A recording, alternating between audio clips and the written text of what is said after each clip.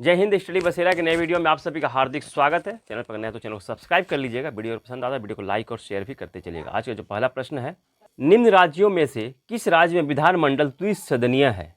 Option A Tamil Nadu, option B Tripura, option C Paschim Bengal, option D Bihar. तो सही जवाब हो जाएगा ऑप्शन डी।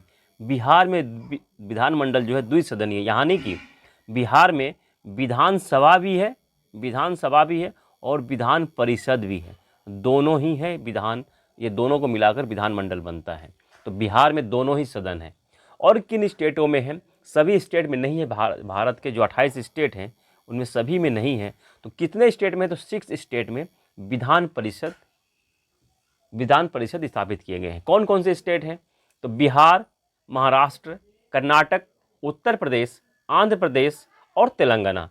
इन 6 स्टेट में विधान परिषद स्थापित है। विधानसभा और विधान परिषद दोनों ही हैं। जम्मू कश्मीर में पहले था परंतु हटा गया, वो केंद्र शासित प्रदेश बन गया है, तब से वहाँ से हटा दिया गया है। तो पहले 7 था, अभी 6 है। इस तरह से ये ध्यान रखिएगा। बिहार, महाराष्ट्र, कर्नाटक, उत्तर प्रदेश, आंध्र प्रदेश और जम्मू कश्मीर नहीं, तेलंगाना, इन 6 स्टेट में विधान परिषद स्थापित है। बस प्रश्न इस तरह से भी बनता है, किन राज्यों में विधानमंडल द्विसदनीय है, या भी प्रश्न इस तरह से बनता है, किस स्टेट में विधान परिषद है और या फिर किस स्टेट में विधान परिषद नहीं है। इस तरह से प्रश्न बनता है। चलिए नेक्स्ट क्वेश्चन देखते हैं। इस प्रश्न को पूरा करने के पहले जो पिछला प्रश्न था उससे एक क्वेश्चन मन में आ गया, उसको भी कर लेते हैं, उसको भी कंप्लीट कर लेते हैं। तो प्रश्न है कि विधान परिषद का मेंबर बनने के लिए उम्र सीमा क्या होती है? तो विधान परिषद का मेंबर बनने के लिए 30 वर्ष उम्र सीमा 30 वर्ष होती है। देखिए 3 तरह की उम्र सीमा है, 25, 30, 35। और किसके लिए क्या है तो ये समझ लीजिए। लोकसभा और विधानसभा के मेंबर बनने के लिए, चुनाव लड़ने के लिए 25 वर्ष होती है। 30 वर्ष किसके लिए है? तो विधान परिषद और राज्यसभा। विधान परिषद और राज्यसभा के लिए 30 वर्ष। 35 वर्ष किनके लिए है? राष्ट्रपति और राज्यपाल। राष्ट्रपति और राज्यपाल के लिए 35 वर्ष उम्र सीमा है। ये उम्र का क्राइटेरिया है। चलिए हम नेक्स्ट क्वेश्चन क्या था उस पर चलते हैं हम लोग। संविधान के अनुच्छेद 70 के अनुसार राष्ट्रपति और उपराष्ट्रपति की अनुपस्थिति में कौन राष्ट्रपति होगा? ऑप्शन ए लोकसभा अध्यक्ष, ऑप्शन बी भारत के प्रधानमंत्री, ऑप्शन सी भारत के मुख्य निर्वाचन आयुक्त, ऑप्शन डी भारत के मुख्य न्यायाधीश। तो सही जवाब हो जाएगा ऑप्शन डी। भारत के मुख्य न्यायाधीश राष्ट्रपति का कार्यभार संभालेंगे जब राष्ट्रपति और उपराष्ट्रपति दोनों ही अनुपस्थित रहेंगे, दोनों ही नहीं रहेंगे। एक बार ऐसा हो चुका है, कब हुआ है इसको देख लेते हैं। पहले मुख्य न्यायाधीश कौन है जो राष्ट्रपति बन चुके हैं? तो वो है एम हिदायतुल्लाह, मोहम्मद हिदायतुल्लाह 1969 में राष्ट्रपति का कार्यभार संभाल चुके हैं। ये मुख्य न्यायाधीश थे उस समय डॉक्टर जाकिर हुसैन, राष्ट्रपति डॉक्टर जाकिर हुसैन की अचानक मृत्यु हो गई थी। और उपराष्ट्रपति जो थे उपराष्ट्रपति वी गिरी भी चुनाव लड़ने के लिए, राष्ट्रपति का चुनाव निर्दलीय रूप से लड़ने के लिए उन्होंने भी इस्तीफा दे दिया था। इस तरह से दोनों ही पोस्ट खाली हो गया था। तो उस समय एम हिदायतुल्लाह जो कि मुख्य न्यायाधीश थे उस समय, तो उन्होंने राष्ट्रपति का कार्यभार संभाला था 1969 में। चलिए अब चलते हैं नेक्स्ट क्वेश्चन पे। नेक्स्ट क्वेश्चन है, कौन से बौद्ध ग्रंथ में 16 महाजनपद का उल्लेख मिलता है? Option A Anguttara Nikaya, option B Mahavamsa, option C Dirgha Nikaya, option D महावाग। तो सही जवाब हो जाएगा ऑप्शन ए। अंगुत्तर निकाय में 16 महाजनपद का उल्लेख मिलता है। चलिए नेक्स्ट क्वेश्चन देखते हैं। चलिए नेक्स्ट क्वेश्चन है, बुलंद दरवाजा किसके द्वारा बनवाया गया था? Option A Akbar, option B Jahangir, option C Shah Jahan, option D Babur. तो सही जवाब हो जाएगा ऑप्शन ए, अकबर द्वारा बुलंद दरवाजा बनाया गया था। तो बुलंद दरवाजा कहाँ स्थित है? तो बुलंद दरवाजा का निर्माण 1605 ईस्वी में अकबर द्वारा निर्माण किया गया था। गुजरात विजय की स्मृति में, गुजरात विजय की याद में, गुजरात पर जब उसने विजय प्राप्त कर ली थी तब उसने इस दरवाजे का निर्माण करवाया था। भारत का सबसे ऊंचा दरवाज़ा बुलंद दरवाज़ा, सबसे ऊंचा दरवाज़ा। यह प्रश्न बनता है भारत का सबसे ऊंचा दरवाज़ा कौन सा है? तो बुलंद दरवाज़ा है। यह फतेहपुर सीकरी में स्थित है। आगरा से करीब 43-45 किलोमीटर के आसपास फतेहपुर सीकरी में स्थित है। बुलंद दरवाज़ा फतेहपुर सीकरी में स्थापित किया गया है और इसका निर्माण गुजरात विजय के बाद किया गया था। अकबर का जन्म जो है 15 अक्टूबर 1542 में कहाँ हुआ था? अमरकोट के राणा बीरसाल के महल में हुआ था। ये भी ध्यान रखिएगा, अमरकोट के राणा बीरसाल के महल में अकबर का जन्म हुआ था 1542 ईस्वी में। और 1556 में इसका राज अभिषेक हो जाता है। 1556 में इसका राज अभिषेक होता है। कहाँ होता है राज अभिषेक, ये प्रश्न बनता है।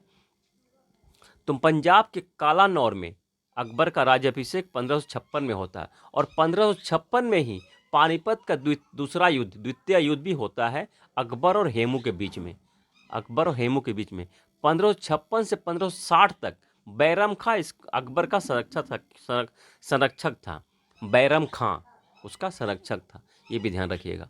और हल्दीघाटी का युद्ध भी होता है मेवाड़ के शासक महाराणा प्रताप और अकबर के बीच में 1576 में। हल्दीघाटी का युद्ध 1576 में होता है महाराणा प्रताप और अकबर के बीच में, जिसमें कि महाराणा प्रताप हार जाते हैं, अकबर की विजयी होती है।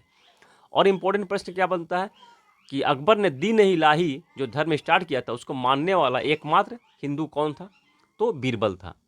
और अकबर ने जैन धर्म के हरि विजय सूरी को जगत गुरु की उपाधि दी थी। हरि विजय सूरी को जगत गुरु की उपाधि दी थी। अकबर का मकबरा कहाँ है? अकबर का मकबरा सिकंदरा में है। और मुगलों की राजकीय भाषा क्या थी? मुगलों की राजकीय भाषा फारसी थी, ये भी ध्यान रखिएगा। चलिए अब चलते हैं नेक्स्ट प्रश्न पे। नेक्स्ट प्रश्न है, जवाहरलाल नेहरू भारतीय राष्ट्रीय कांग्रेस के पहली बार अध्यक्ष कब बने थे? Option A 1929, option B 1937, option C 1921, option D 1932। सही जवाब हो जाएगा ऑप्शन ए 1929 में जवाहरलाल नेहरू भारतीय राष्ट्रीय कांग्रेस के पहली बार अध्यक्षता की थी। और कहाँ यह अध्यक्षता हुई थी?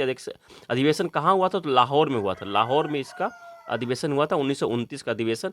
और लाहौर अधिवेशन में ही जवाहरलाल नेहरू ने पूर्ण स्वराज्य की मांग की थी। पूर्ण स्वराज की मांग पहली बार जवाहरलाल नेहरू ने 1929 में ही लाहौर अधिवेशन में ही की थी। और उसी समय 26 जनवरी 1929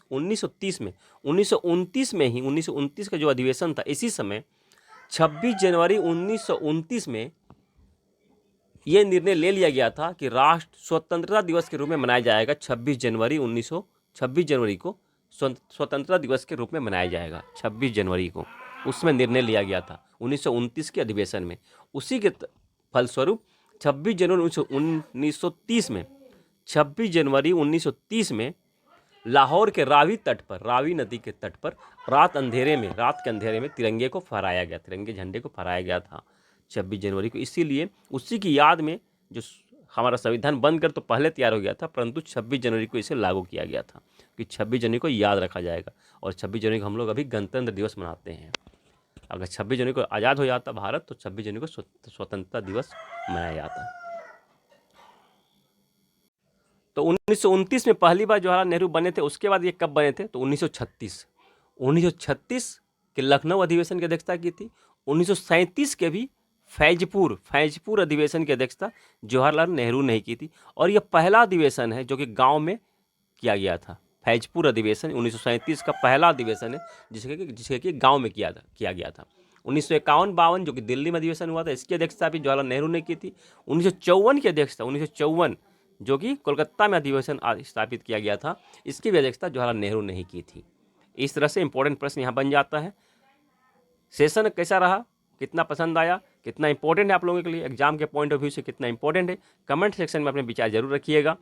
और आशा करता हूँ आप लोगों की सफलता की मंगल कामना के साथ मिलते हैं फिर नए वीडियो में। तब तक के लिए जय हिंद, स्वस्थ रहें, मस्त रहें, धन्यवाद, जय हिंद।